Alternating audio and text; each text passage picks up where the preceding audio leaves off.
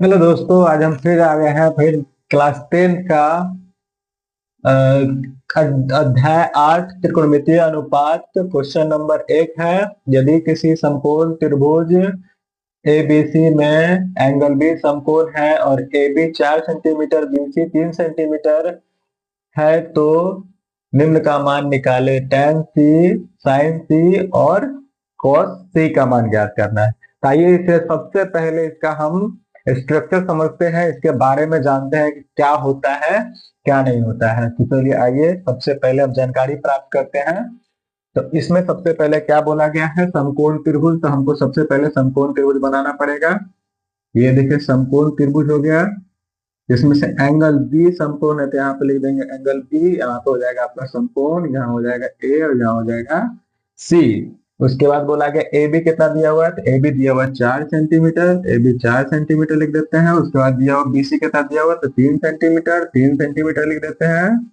उसके बाद है से हमको निम्न का मान ज्ञात करना है। तो सबसे पहले इसमें हमको देखना, तीनों भुजा हमको जानकारी यानी तीनों भुजा की हमको जानकारी होनी चाहिए। तो अब यहाँ पर ए बी का मान दे चुका है 4, बी सी का मान दे चुका है 3, परंतु ए सी का मान नहीं दिया, तो हमको ए सी निकालना है। तो आइए सबसे पहले हम समकोण त्रिभुज निकालते हैं। तो पाइथागोरस प्रमेय लगाते हैं, पाइथागोरस प्रमेय। पाइथागोरस पाइथागोरस प्रमेय से सबसे पहले दिया क्या चीज है, तो बोलिएगा। पाइथागोरस प्रमेय कहता है एच का स्क्वायर बराबर P square plus B square. तो एच का मतलब क्या होता है, तो यहाँ पे देखिए एच का मतलब होता है कर्ण। कर्ण जो सबसे सबसे लंबी भुजा होती है, सबसे लंबी भुजा होती है, सबसे लंबी भुजा होती है, सबसे लंबी भुजा होती है।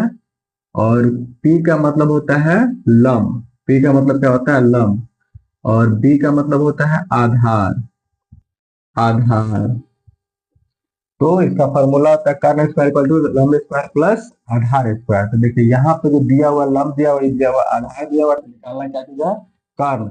और लंब किसे कहते हैं, जो लंब 90 डिग्री बनाता है उसे लंब कहते हैं, जिससे पर बनाता है उसे आधार कहते हैं। जो बच गया वो सबसे लंबी भुजा सबसे क्या होती है, कर्ण कहलाती है। चलिए आगे देखते हैं। तो दिया हुआ एच का मान तो नहीं दिया हुआ है, पी का मान दिया हुआ 4, तो 4 का स्क्वायर प्लस बी का मान दिया हुआ 3, तो 3 का स्क्वायर। तो हो जाएगा यहाँ पर एच स्क्वायर बराबर 16 प्लस 9। यहाँ हो जाएगा एच स्क्वायर बराबर हो जाएगा 25। और यहाँ पर स्क्वायर जब भी देखेगा स्क्वायर इधर रहता है उधर चल जाता है तो रूट में चल जाता है।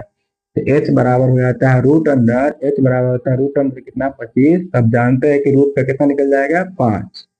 और 5 ही क्यों निकला, क्योंकि रूट का मतलब होता है दो जोड़ा में से एक जोड़ा निकल जाएगा, यानी 25 को 5 × 5 लिख के एक निकाल देंगे, 25 हो जाएगा, यानी 5।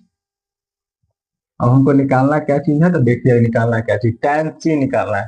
तो निकालना है tan सी, यानी एंगल सी के अनुसार चलना है। तो एंगल सी के अनुसार यानी इसके अनुसार चलना है। किसके अनुसार चलना है, हमको चलना है इसके अनुसार, सी के अनुसार चलना है, यानी एंगल सी के अनुसार चलना है। एंगल सी के अनुसार, तो सी के अनुसार सामने वाला, सी के अनुसार सामने वाला कहलाता है पी, नीचे वाला कहलाता है बी, और ये कहलाएगा एच। सी के अनुसार, किसके अनुसार, सी के अनुसार। तो इसका फॉर्मूला क्या होता है, इसका फॉर्मूला होता है पी बटा में बी। तो बोलिए पी का मान कितना हो गया, 4। तो बोलिए लिखिएगा 4, और बटा में बी का मान कितना है, तो 3।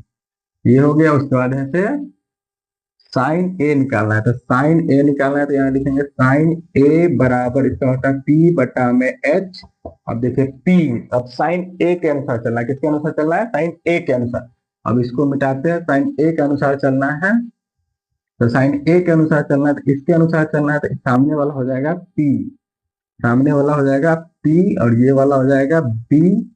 और एच वही का वही रहेगा, एच परिवर्तित नहीं होता, यानी एच नहीं बदलता है। अब देखिए तो इसका पी का मान कितना है, तो 3। और एच का मान अभी निकाले हैं, कितना निकाले हैं, एच का मान निकाले हैं 5। एच का मान कितना निकाले हैं, 5। तो एच का मान हो जाएगा 5। उसके बाद क्या निकालना है, कॉस से कॉस सी, कॉस सी इसका होता है बी बटा में एच। तो फिर बी यानी सी के अनुसार चलना है, तो फिर सी के अनुसार ये बदलेगा, सी के अनुसार ये बदल जाएगा, सी के अनुसार तो ये तो बदल जाएगा। अब सी के अनुसार, ये सी के अनुसार सामने वाला क्या कहलाएगा, पी कहलाएगा, और नीचे वाला क्या कहलाएगा, बी कहलाएगा। एच तो वही रहेगा, वो बदलता नहीं है। तो पी का मान कितना, बी का मान कितना हो गया, तो बी का मान बोलिएगा 3 हो गया, 3 हो गया, और एच का मान कितना हो गया, तो 5 हो गया। यही आपका हो जाएगा आंसर। अगर वीडियो अच्छा लगा हो तो लाइक, सब्सक्राइब और शेयर जरूर कीजिएगा, और क्लास 10th के पास, जितना भी क्लास 10th के स्टूडेंट है उसके पास जरूर पहुंचाइएगा। धन्यवाद।